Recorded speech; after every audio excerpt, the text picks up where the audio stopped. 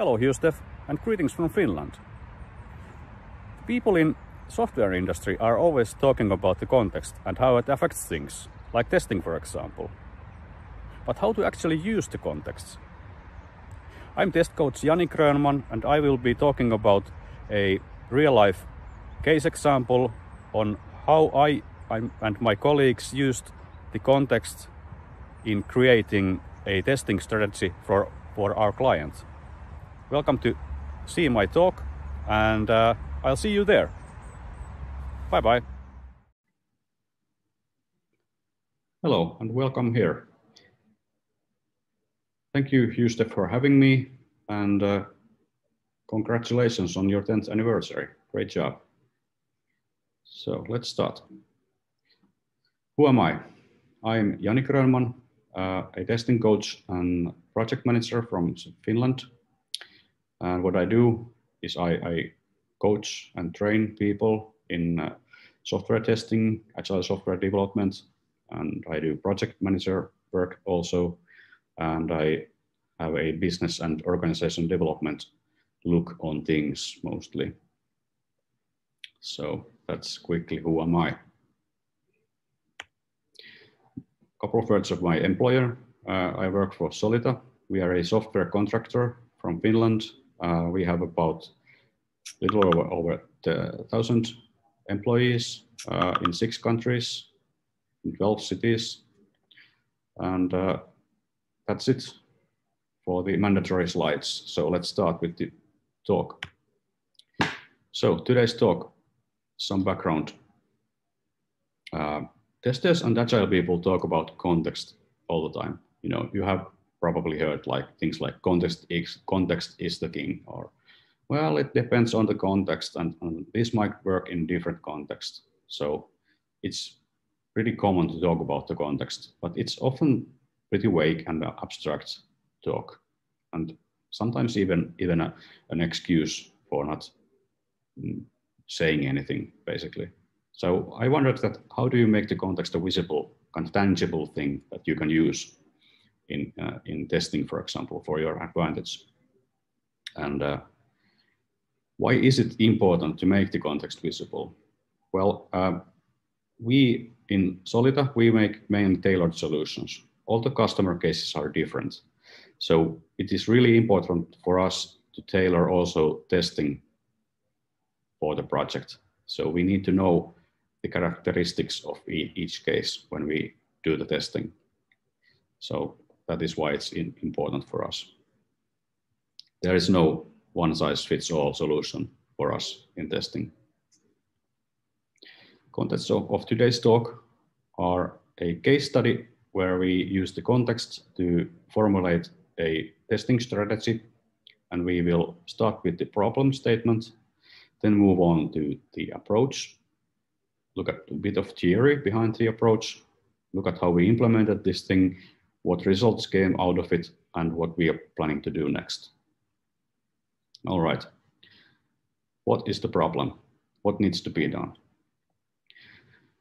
Our customer Reima, who work in textile industry, they do clothing for children. They are setting up a new data center or data centers in different continents, and they are planning to use those for their new enterprise service bus. They wanted a comprehensive testing plan for rolling out the new ESB in kind of waves, so that the existing service bus functionality is not affected. And secondly, for development and rollout of new services in the future. It's all cloud-based architecture, this new system, and it's a new way of working for them. And there were no earlier test plan, for example, which we could copy or use as a basis. So we and the customer need to know what is the context of the systems, how does everything relate to each other, and how does it affect testing. And we need to know this kind of landscape. So the team called me and Pekka Marimäki to help. what was our approach on things? So what was our angle for solution here? So our hypothesis was that we need to see the landscape of testing. And we need to have some tools to make sense of the context, the famous context. And ultimately, that would guide us to do the test planning. The tool we chose was our 6-field test strategy model, which is a tool that helps engineers and test engineers and developers know what kind of testing is important, and also management.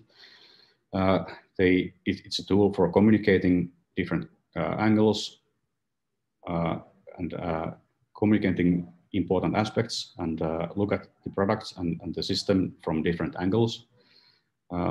It's a tool developed by myself and my colleague Pekka, inspired by heuristic test strategy model by James Buck, and also special thanks to Whip Schutz, and also to the context-driven testing community.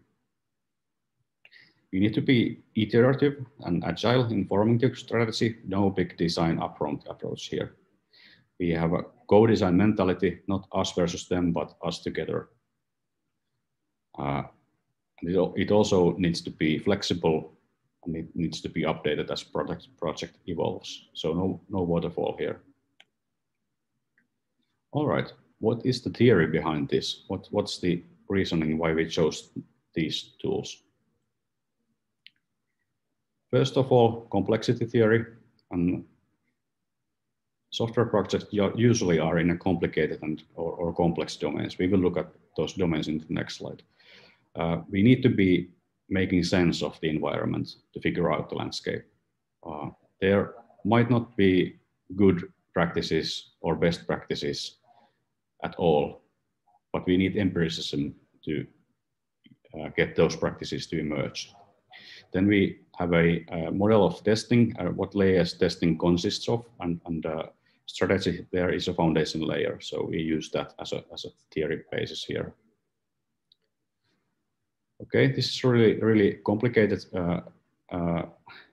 complex framework of sense making by Dave Snowden, CYNEFIN, and it's basically consists of 4 quadrants or domains of different systems, and how in those domains problems are solved. So starting from the right lower corner, there's obvious domain where everyone knows basically the answer. So like painting the wall, there is best practices for that existing. Moving up, there's the complicated domain where we need some prior expertise, prior knowledge of how to solve problems. And that's called complicated domain. There might be good practices to solve some things, but it's not like obvious.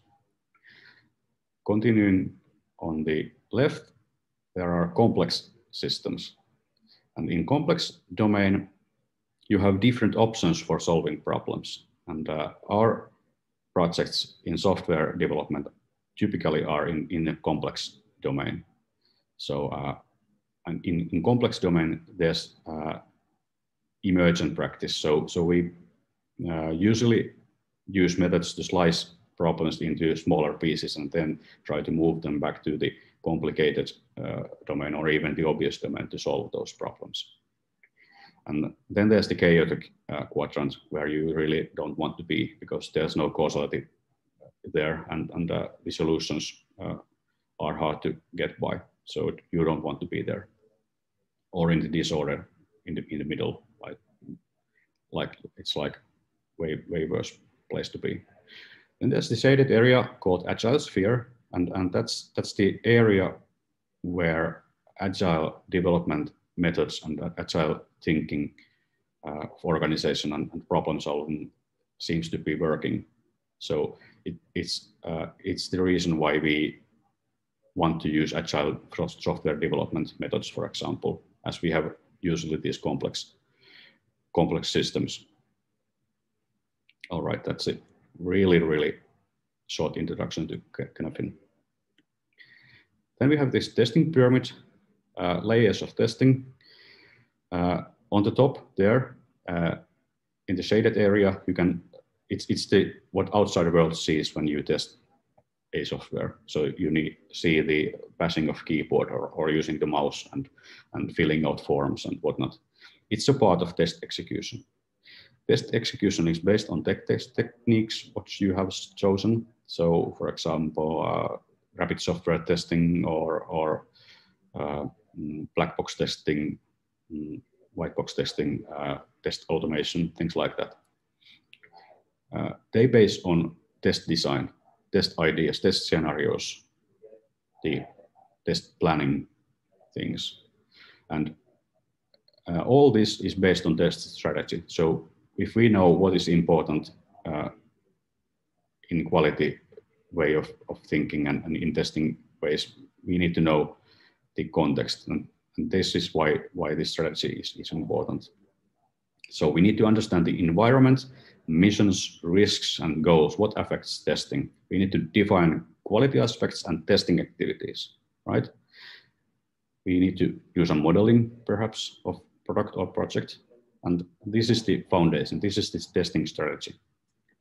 And it's a guideline to design and plan testing. And if tests are born from test ideas are born from the strategy. So, and also the test ideas should always comply with the strategy. And first and foremost, testing strategy is a tool for communication. All right, let's move on to the implementation phase. How did we start to form the strategy in this case? As said, we use this 6-field testing strategy model, which has, you guessed it, 6 fields. They are called risks, missions, quality, product, project, and testing. We will look at each of those fields and look at also some real examples of our workshop findings with our customers. How we use this model? Well, the project started during the COVID pandemic, so we were all in an isolation mode and working remotely, and this created challenges with communication, of course. We basically used Google Slides and Microsoft Teams as tools here. And our MO was to interview the stakeholders on development practices, architecture, project management model, stuff like that. And also have workshops where all the stakeholders or parts of them would be present and thinking about things that affect testing. We had the people write their thoughts on virtual post-its in Google Slides, and we collected those slides and post-its, and then we, as test coaches, we asked further questions about them to get more actionable things to emerge. Basically, really simple facilitation techniques. So ask more questions to get more detailed answers. So let's start with the risks. What are the risks? This is a zone of danger, threat, and fear. What threatens product value is the key question here. So there can be economical, reputation, schedule and budget risks, personal risks. Does the project have a risk management plan, for example? What can prevent product from delivering value, for example? What risks testing have themselves? What threatens product value? And here's what they thought of in one workshop. So there might be things like technical depth, syncing work in a multi-supplier system, as this is a multi-vendor development system, and lots of different products, lots of different expertise. Are there sufficient resources? Things like that. Good findings. Next is missions. What are desirable outcomes? And mission is a goal which is detailed enough to be understood and communicated. It's a description of what is deemed important. It's answer to your question, what are we trying to achieve with testing? What are the goals? Projects themselves have missions usually, and there can be also multiple missions for testing. And here's what they thought about that. So what is important is like visibility, restriction side of things. Latency is more important than load bearing or performance. Good finding there. Demand spikes must be handled properly. Fail fast, things like that. Then an implementation note here.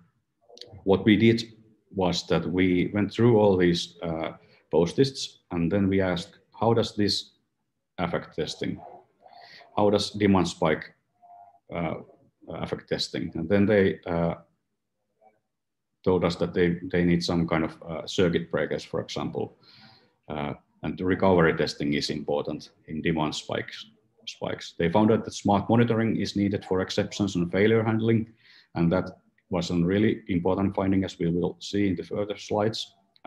We need fast and slow tests to test this latency is more important than load bearing or performance testing, risk-based testing, fast deployment of new features, stuff like that. So this is a technique to get more concrete things out of those post-its. And this can be continued further also. Next one is quality aspects. And when I talk about quality, I don't mean bug freeness or error freeness. I mean a characteristic or expectations that it is valued. And in general, the question is what kind of things are valued? So it's basically all the ilities like deployability, maintainability, things like that. Also, error freeness might be that. What can cause loss of value to the customer or end user, for example? What kind of things are valued? They came up with automated delivery pipelines, fail fast principle, marketability testing of new features, expandability, idempotent services. These kind of things are important. These are the qualities they value. Next one is product. The product sets limits for the testing, and this is about finding those limits. What limits do we have? And product is a complex thing usually, and we might need to model it somehow to help understand it better. Next one, project, the environment, and its limits for testing. So what limits does the project itself set? So traditional project variables like budget, time, people, laws, skills, tools, culture, religion, things like that. Communication, of course, is part of that. Documentation, schedules. What limits from the project side do we have for testing? And last but not least are the testing activities. What methods we utilize in testing? What is possible, for example? We might be able to do, for example, load testing in-house, but if we need, for example, accessibility testing, we might need to hire some outside experts to do that. And what techniques are specific in different areas, what techniques are used in analysis, design, concepting, etc. And these kind of things. What testing can we do in this project and this context?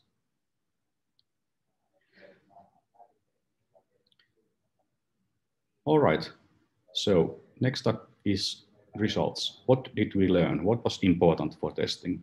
How does it look like? So the team got following clues for development. Fault recovery and availability testing is important. Data testing is a focus area. We need to test for audit trails, resilience, rounding errors, stuff like that. Smart monitoring was found very, very important and is actually led to an additional project. And also the business feasibility of new services is important. And we need to plan our testing so that we can quickly test new business services. We have serverless architecture that needs a special focus in test design and other things. So here is the context starting to be more concrete. what is important. We can use these results to create wiki pages, for example, to communicate the strategy goals and findings. We can do test plan templates out of these, data support material. We can do release checklists, plan for QA activities like code reviews, testing days during a sprint, multi-vendor group testing as we are in a multi-vendor environment here, and in general help to answer questions like, I'm developing a new interface and integrating it with A, B, and C.